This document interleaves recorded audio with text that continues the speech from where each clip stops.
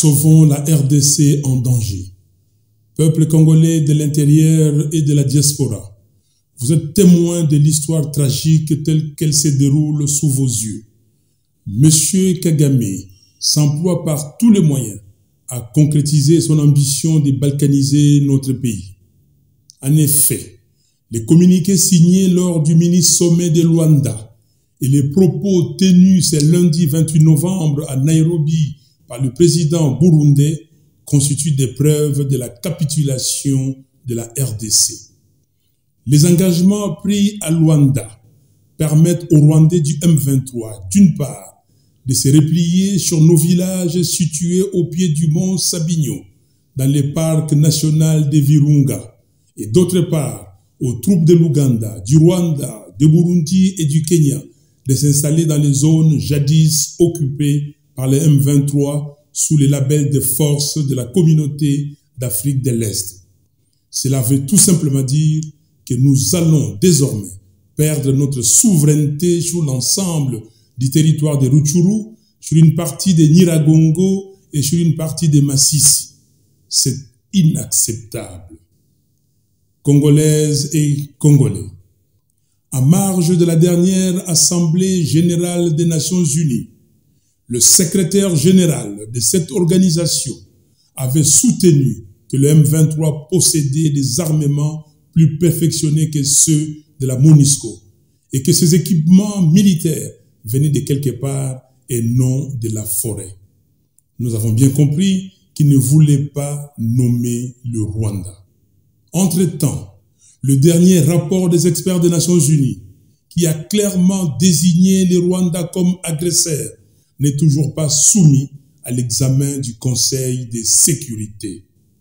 Pourtant, l'agression de la RDC par le Rwanda et l'Ouganda est un problème sérieux que les Nations Unies, l'Union africaine et tous les partenaires de la RDC épris de paix et de justice devraient traiter avec diligence pour arrêter les velléités hégémoniques de M. Kagame et mettre fin aux souffrances énormes qu'endurent les populations congolaises affectées directement par cette guerre injuste.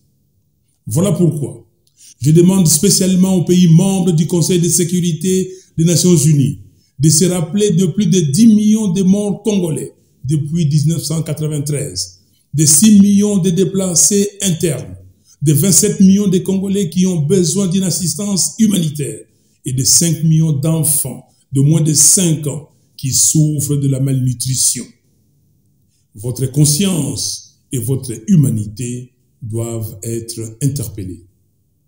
Quant à nous, Congolais, nous avons le devoir, conformément à l'article 63 de notre Constitution, de défendre l'intégrité territoriale de notre pays et donc de refuser qu'une portion de notre territoire national soit sous contrôle des forces étrangères de la communauté d'Afrique de l'Est. Car aucun centimètre carré de notre territoire ne peut échapper à notre contrôle et notre sécurité ne peut être sous-traitée à quelques milliers de militaires kenyans, burundais et ougandais sous la supervision du renseignement militaire rwandais. Nous devons refuser cette énième humiliation. Le temps de l'autoprise en charge patriotique est donc arrivé. Jeunes de la diaspora, issus des parents congolais, appropriez-vous ces combats de libération de notre pays. Organisez des manifestations publiques et saisissez les institutions des pays où vous vivez, notamment le pays de l'Union européenne, la Grande-Bretagne, l'Australie, les États-Unis d'Amérique et le Canada, pour protester vigoureusement contre l'agression de la RDC par le Rwanda et contre le projet de balkanisation de notre pays. Artistes et musiciens de la diaspora, faites connaître au monde entier la souffrance que vos frères, sœurs et parents vivant au pays endurent. Jeunes Congolais, disséminés dans les 26 provinces du pays, dénoncez l'agression de notre pays par le Rwanda au travers de manifestations grandioses sur l'ensemble du territoire national et exigez le départ des éléments du M23 et des troupes de la communauté d'Afrique de l'Est de notre pays.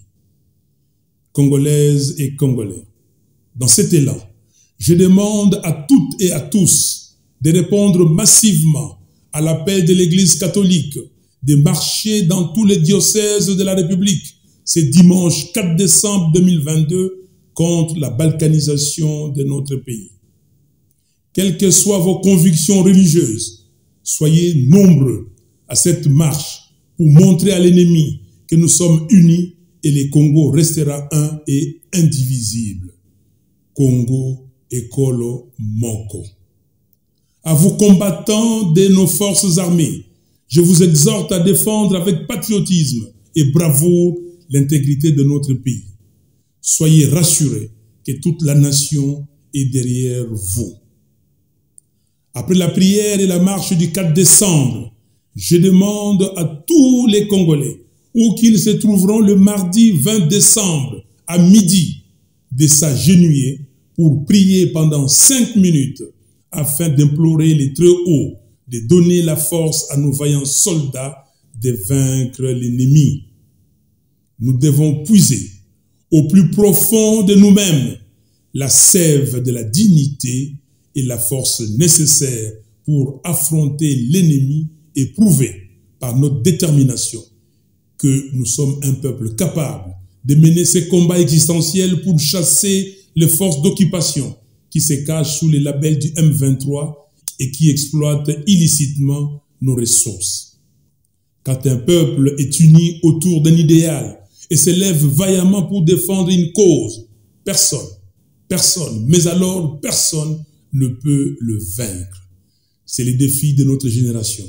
Et nous avons le devoir sacré de les surmonter en rapportant la victoire sur nos agresseurs. Que Dieu bénisse la RDC et son vaillant peuple. Je vous remercie.